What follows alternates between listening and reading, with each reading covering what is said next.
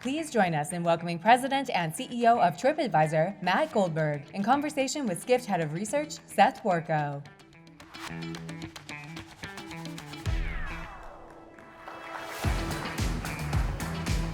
Hello, everybody. How you doing? How you enjoying the second day?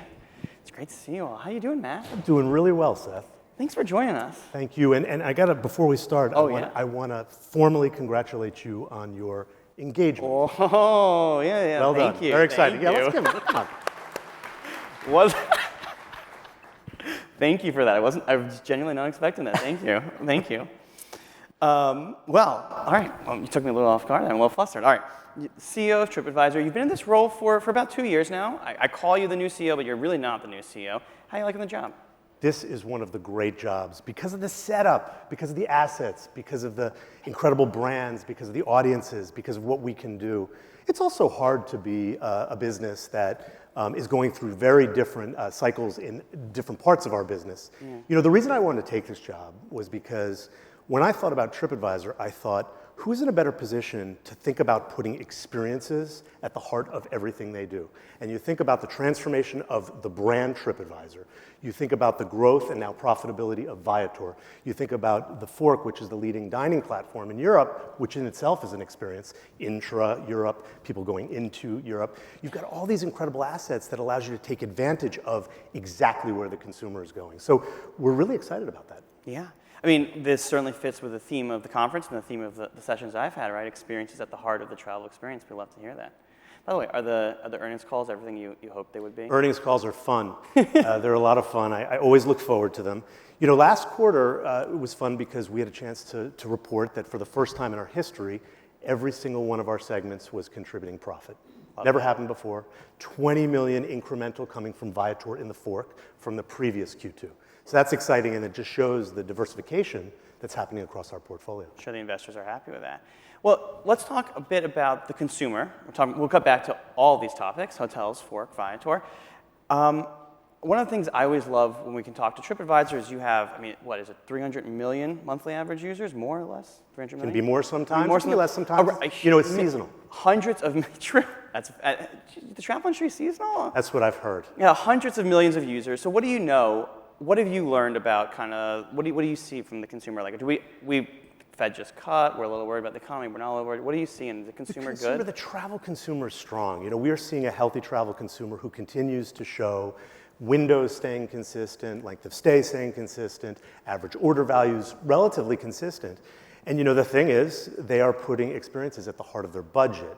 So when you talk to travelers about what are you going to do this fall, 86% say that they're going to spend on a travel experience. And then 2/3 of them are saying we're going to do 3 or more experiences, which is actually up from the Q3 of last year or the fall of last year. So experiences is getting stronger and stronger. But the traveler's healthy. The data out there, clearly we're seeing some macro thing happening. There's a lot of cross currents. Some things are going well, some things are going poorly. And there may be some bifurcation in the consumer, the upper end versus the mid and lower end consumer. But by and large, they are preserving this discretionary spend of travel, and even more so because they want to spend on experiences. So when you see normalization happening, it's happening at a slower rate, especially in experiences, than areas like retail or the things I might choose to buy. So that trend is durable. We think it's a new normal. Yeah.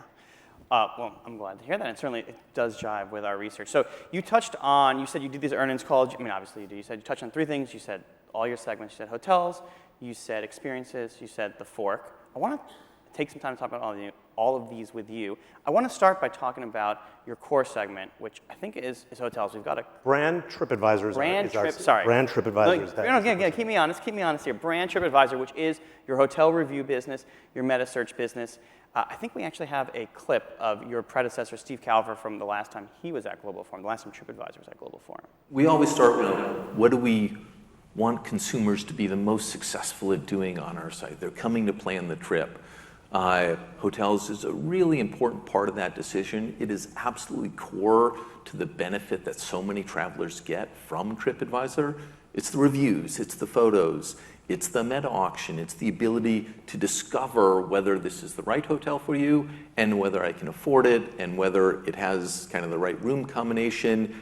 and to know whether I have to go spend the next half hour shopping around the web, or whether, thank you, TripAdvisor, you brought all the prices together for me. So that's your predecessor. He's talking about brand TripAdvisor, I'll get that correct, and the hotel meta search business.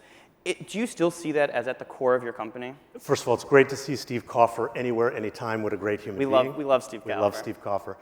So it's interesting. You know, I think you mentioned that our core was meta search. Yeah. And this is one of the common misperceptions about brand TripAdvisor. People think about TripAdvisor Group as brand TripAdvisor. People think about brand TripAdvisor as meta search. And it used to be that that was true, because meta search used to be upwards of 90% of our total revenue and more than 100% of our profit. But that hasn't been true for a long time. That's actually an historical, outdated perspective. We have already reduced our dependence on meta search, which we know is under some amount of pressure. Yeah. That was true from 2015 to 2020. When the pandemic came, you could chart what was happening in terms of the top line, in terms of pressure on margin in that business. There were a few shots at trying to think transformatively.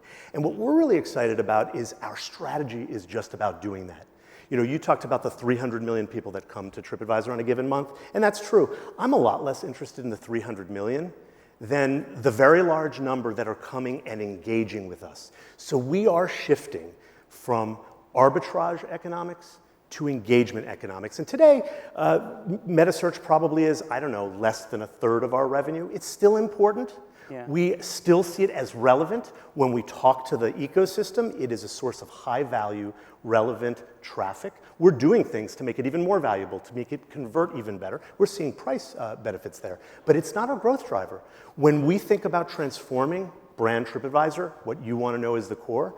It is about leaning into our heritage, leaning into the trusted brand, which is still one of the most trusted brands in all of travel, leaning into the heritage of content, leveraging our data in new ways, helping people plan their travel, whatever category they are interested in, and then ultimately make it happen. And what you've seen us do over the recent few years is prove that people will book with us for experiences. And now we quietly launched hotel booking in our app. We're leaning into free membership, and we are focused on, today there's 130 million members that come to our site. We are focused on growing that, and we've already said that our KPIs, top of the funnel is stabilizing, but more importantly, we are seeing growth in membership, people who use the app, and that's driving growth in ARPU, because the unit economics are better than just pure CPC economics. You start to have economics around booking, you can add on media, and we're just getting started on that journey. It's actually going very well. So you said arbitrage economics versus engagement economics. Yes. So just give us, me and the room, a tangible example. So what is an engagement revenue driver? It's an actual, saying, cross-sell and booking on Viator, or is there a way you can get engagement revenue from a hotel landing? So when I talk about arbitrage economics, and Steve was largely talking about the core, it used to be that TripAdvisor was a product where one size fits all. A lot of people would come to the site and they would be moved off the site and we would get paid and capture the difference. That's arbitrage economics. And there was very little thought to who was coming. There was very little thought about the data around them. Engagement economics is the notion that we can still do all of that because it was a very small percentage of the total traffic that was getting monetized this way. We can now understand why somebody's coming to the site. Because we are not a traditional OTA, we don't have to worry about driving them to the bottom of the funnel. We can begin to engage them mid-funnel, have them think about planning. So we've put generative AI at the heart of our planning process, and that's going very well, and I've been talking about the KPIs around that. They can then generate itineraries through that product or on their own, and we can immediately make it happen. And you can do it across category, and what you wind up seeing is the unit economics are better, the ARPU of somebody who uses that travel planner is 15 times the average user on the site. And so you see ARPU rising. And when we look at where we've done the product work around this, which is largely English-speaking North America, which is where we've done most of our product work, and then we roll out internationally, you are seeing the numbers even better where the product is rolled out. And what I'm excited, and I think people can see it, is that the products and the innovation we're doing look very different than 2+ years ago. The app looks very different. It's much more contextual. There's different products and services in there that get you in that planning cycle. And we think that when you look cross-category between experiences, hotels, and other categories to come, you're going to see cross-sell. We're one of the companies that I think is best positioned to see cross-category monetization, because when someone books a hotel with us, what we've seen early days, they are 3 times more likely to book an experience. When somebody books an experience with us, they are far more likely to book a hotel, and the ARPU rises. So it's very early. Early indicators are very strong. Dare we call that a connected trip? I wouldn't use that language, but what I want it to be is the most trusted source of trip planning available anywhere, because the insights come from real human beings. They're fresh. We can aggregate them. We can synthesize them through AI, but then we can show you the actual human that made that review. And we think, the combination of our audience, our brand, and, our quality content is a differentiator. All right, so you've touched on a lot of important points. You've touched on AI, on experiences, on trust. All these I want to come back to. Before we do that, I got to ask you one more question. Just stick on the meta search, and I'm sorry, I'll let you off the hook. I love meta search, yeah. There's the rope-a-dope, the famous boxing strategy where you take a bunch of punches and you keep coming back. Google is now facing a lot of pressure, antitrust. They're facing Gen AI pressure. Has TripAdvisor rope-a-doped Google? Do you think you're going to see a recovery in the meta search market? Can that happen? I've said publicly many times, we don't think of meta search as our grower. We don't think about that as the strategy for the future. Our strategy is to make sure we maintain the relevance. I think the ecosystem would like an alternative to Google. I think even Google would like an alternative to Google. That's the conversation that we have all the time. I think, I guess we were all surprised to hear the judicial branch say that Google has been a monopoly and has been acting that way for some time. It was very surprising to all of us in the room. Yeah, you were shocked, right? Shocked. You never totally heard that shocked. before, yeah. And look, we've always been a proponent of an open web, of a fair and competitive playing field. Obviously, Google has leaned into travel. It's had an impact to many in this room. There's a toll or a Google tax that has to get paid. And I will tell you, when I talk to Google, the conversations are very direct, they're very substantive, they're very reasonable.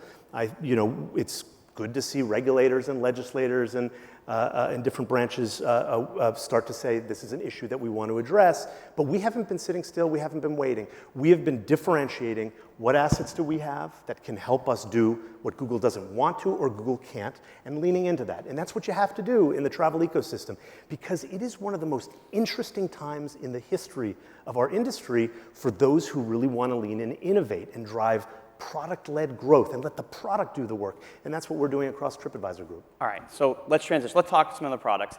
I've got some slides of, you mentioned these new AI-powered search tools. So let's pull them up. We got some examples. You rolled out AI-generated summaries of reviews. So I think you have one, the custom trip planner, where you can start planning a trip with AI, I believe. And we've got another one where it synthesizes. On the next slide, I think we've got another one where it synthesizes reviews. I just used this with my in-laws-to-be. We're booking a trip to London, and I showed my in-law, said, "Are you sure this is the hotel you want to stay at? It says it's not quite, the amenities are not quite as lavish as we would have hoped." Can you tell us about this AI planning tool? What are you seeing here? We are so excited. We've been putting AI right into what we're doing in various categories for a very long time, right? So it's not new. But of course, generative AI emerged, and we all saw what a big impact this can have on every company in the world, every industry. And we got right to it to say, what can we do that's different, that leverages our assets? I'm really pleased to say that, again, when you ask travelers, do you plan to use an AI tool this fall when you go out and travel? A little less than a third of them will say, yeah, I'm going to try an AI tool. And then if you ask them the follow-up question, who will you use for that tool? You will likely first hear OpenAI or ChatGPT, because of course we've all been talking about them around the dinner table for a very long time. But the second name that you hear is TripAdvisor. And that is not, it's just from surveys that have been done and are well understood. And that's exciting because we've made it a core part of what we're doing. I think we have assets to leverage across content, data. I think this trust thing, that's a real thing. What if trust becomes relatively more important and more valuable in an AI-led world. Do you worry that your AI would ever get it wrong, and it would take a 5-star hotel and say it's terrible? Of course, you always have to worry about these new technologies, but I think we have largely gotten it right. And what I want to say about what we did that was very different, and I use that product that was just flashed I use it too. all the time. I like it. Because the thing I care about when I go to a hotel is I want it to be quiet. And so you can have noise level relatively high, relatively low. But more importantly, you can then click in. It will then take you to the provenance, the source material of the actual recent reviews from the actual human beings that are verified by the best trust and safety team in the world, and tell you who was saying that. And so for me, I will make decisions on that basis. And we have seen that we're getting higher levels of engagement and higher levels of monetization from that product that you showed, actually from both products. And I will also say, I think it's interesting that we're one of the few companies in travel who's actually talking about financial impact that we are getting with our AI products. So we're pretty excited. It's early. We need to scale it.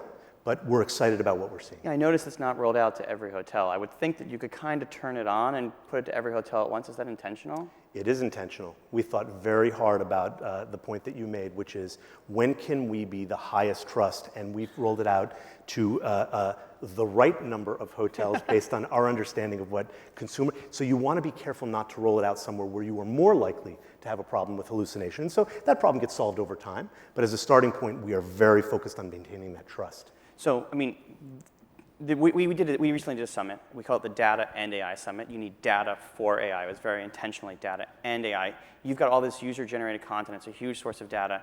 Reddit just did a deal where it sold its user-generated content to OpenAI. I think it was $60 million, but there's some very big deals that are being done and probably will be done to monetize user-generated content.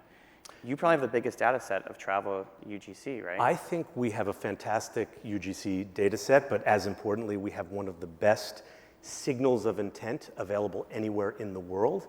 Much of that can come down to closing, particularly in experiences, and we'll have more with hotels to come in other categories, closing the loop of the transaction. That is coming. And so we've got these incredible assets. I think you won't be surprised to hear that there isn't an AI company that gets talked about that probably hasn't reached out to us about we'd like to do something with you. And there's a number of really interesting conversations. I think we want to approach it slightly differently than some others. I don't think it's about selling our asset to train somebody's LLM. Yeah. It's actually about bringing our knowledge of the traveler and the ecosystem, about what we could do differently, about bringing not only data and content, but also our supply and thinking about executing in a fundamentally different way. I think there will be tremendous value created there, and we will make sure that we get our fair share. In the meantime, we're blocking AI crawlers. I was just going to, that was literally my follow-up question. We're doing quite a bit of blocking every single day of those who we don't want to be taking our freshest content.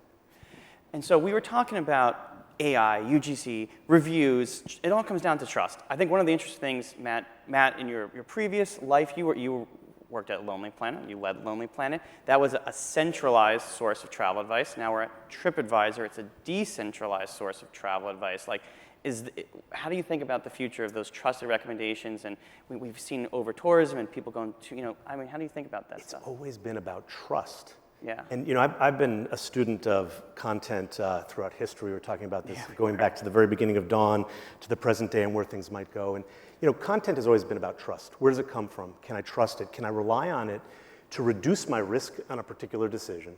Can I rely on it to, when I get to a destination or a hotel experience, restaurant, it's going to be what I saw in the content source that I used. Steve Kaufer figured out that those glossy brochures didn't make a lot of sense, and he was the first to really come up with a plan to democratize travel information through UGC.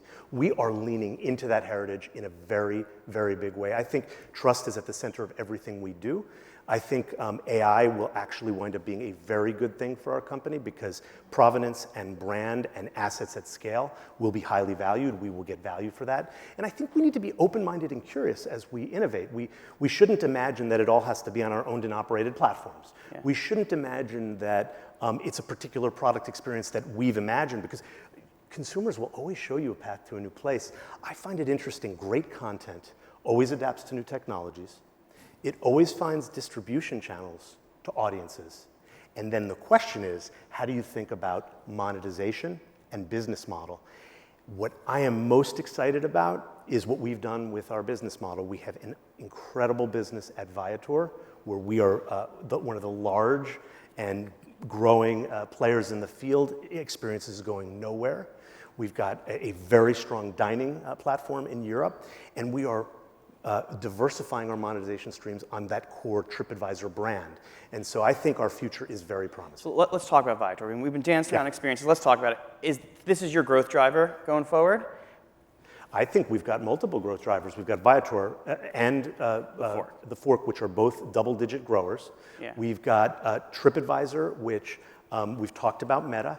And we think that's interesting for the future, but we are showing that we can drive media growth. We can basically create new marketplaces that consumers want as long as we guide them in a trusted way. I think we'll have multiple aspects of our business that are growing both top and bottom line. How do you think about balancing the bottom line, the margin in Viator, which historically was not, it is now profitable, they're all of you are profitable, historically not profitable.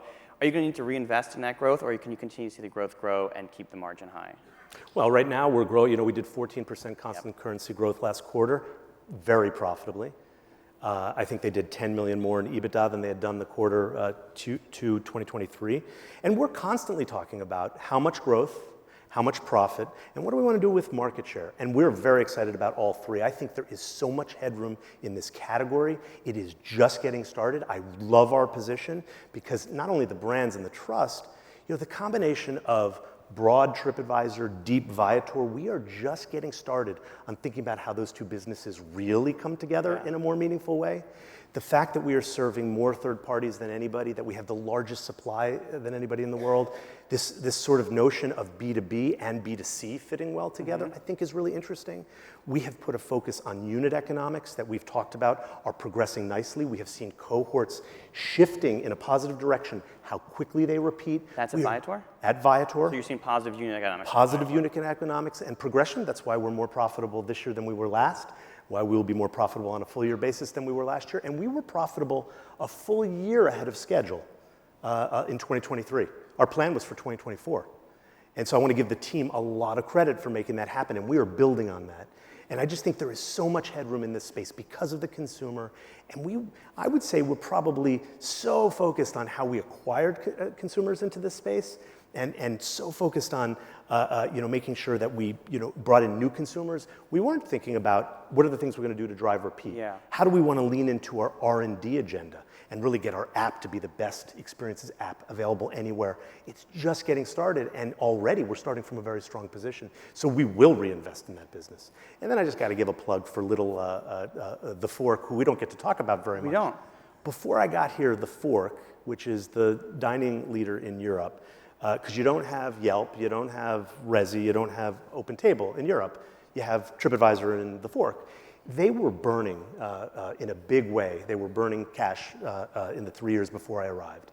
I looked at that business and I said, the growth is nice. This can be a profitable business. And we leaned into the unit economics. Can you take The Fork into the US, or is it too competitive here? Our focus is Europe. We think there is so much headroom in Europe that's not the first thing that we would choose to do. Yeah. We think we can grow double-digit and profitability very, very well without even having to think about exiting Europe. And that's a good position to be in. I want to add, there's an audience question that's on my list to ask as well. Hopper. So you just signed this Hopper deal. You're doing hotel instant booking, except you were telling me backstage it's not at all instant booking. So what is it a move towards more of being an OTA?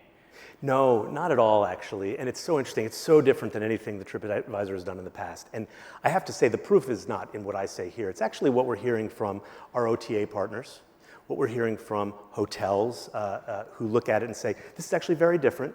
We see it as a source of new incremental demand.